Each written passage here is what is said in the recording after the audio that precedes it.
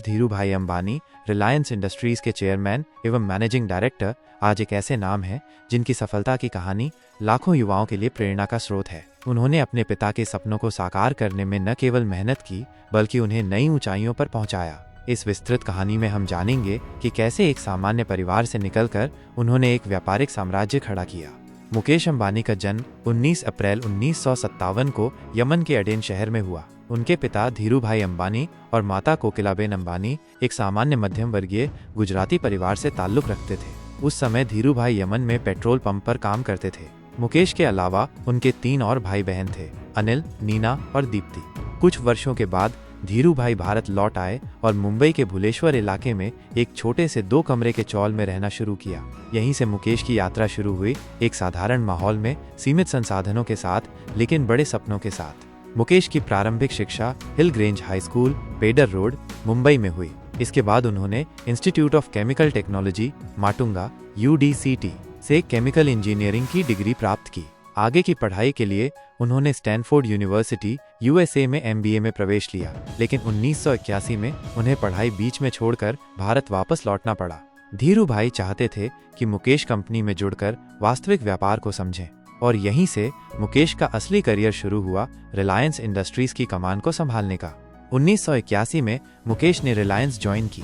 उस समय कंपनी मुख्य रूप से टेक्सटाइल और पॉलिएस्टर फाइबर का व्यापार करती थी।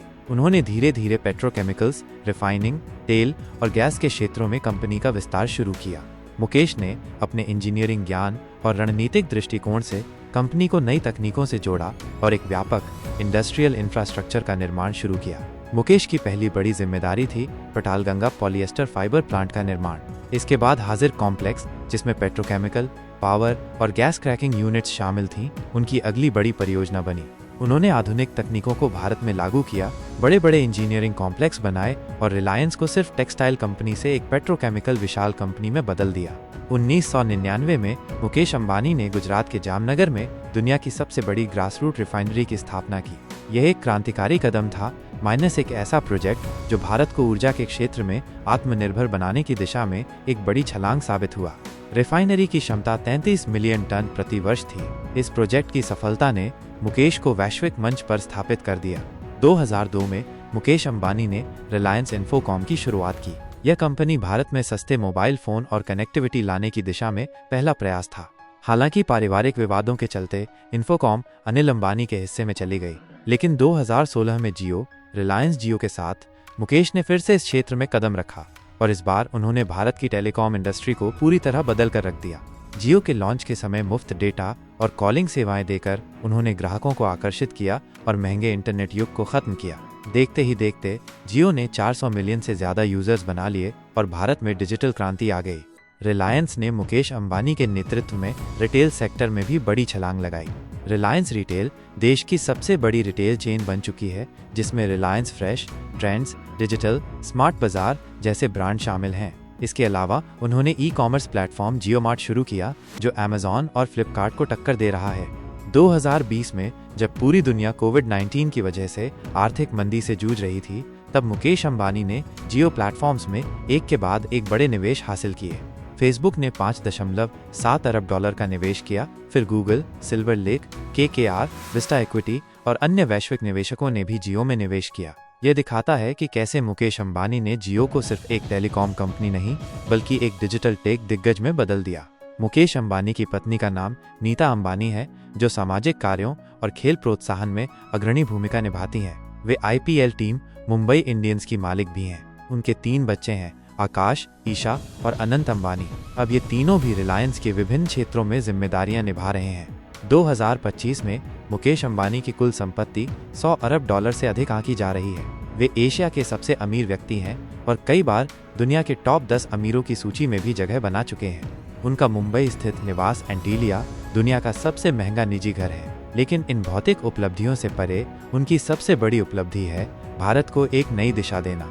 वे भविष्य की तकनीकों में निवेश करते हैं, जैसे digital India, 5G, green energy आदि।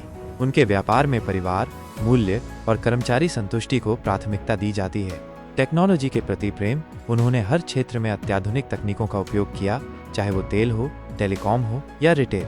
जोखिम लेने की क्षमता, उन्होंने हमेशा बड़े जोखिम लिए, लेकिन योजनाबद्ध तरीके से। हर सफलता के पीछे चुनौतियां छुपी होती हैं। मुकेश अंबानी को भी कई कठिन दौरों से गुजरना पड़ा। अनिल अंबानी के साथ झगड़े के कारण रिलायंस का बंटवारा हुआ। सरकारी दबाव और कानूनी चुनौतियां, कई बार पेट्रोलियम और टेलीकॉम नीतियों को लेकर सरकार से संघर्ष हुआ। व्यापारिक आलोचनाएं, कभी कभी रिलायंस को एकाधिकारवादी रणनीतियों के लिए आलोचना का सामना करना पड़ा। लेकिन मुकेश अंबानी ने हमेशा धैर्य, रणनीति और दूरदृष्टि से इन चुनौतियों को पार किया। अब मुकेश अंबानी ग्रीन एनर्जी पर ध्यान केंद्रित कर रहे हैं। उन्होंने Dhirubhai Ambani green energy giga complex की घोषणा की है, जो सौर ऊर्जा, हाइड्रोजन और बैटरी स्टोरेज पर केंद्रित होगा। उनका लक्ष्य है कि 2035 तक रिलायंस को नेट जीरो कार्बन कंपनी बना दिया जाए। Dream big, think fast, act bold. India is a land of billion opportunities. Reliance was born with the spirit of entrepreneurship and always dreams big. Mukesh Ambani की सफलता की कहानी सिर्फ एक अमीर आदमी की कहानी नहीं है, बल्कि ये एक दृष्टिकोण, संघर्ष, दूरदर्शिता और समर्पण की कहानी है। उन्होंने जो मुकाम हासिल किया है, वो मेहनत, समर्पण और स्मार्ट निर्णयों का परिणाम है। वे आज भी लगातार नए क्षेत्रों में कदम रख रहे हैं, जैसे artificial intelligence, cloud computing, education, health take और ग्रीन एनर्जी। उनकी कहानी हमें सिखाती है कि अगर आपके पास सपने हैं, जुनून है और मेहनत करने का हौसला है, तो कुछ भी असंभव नहीं है।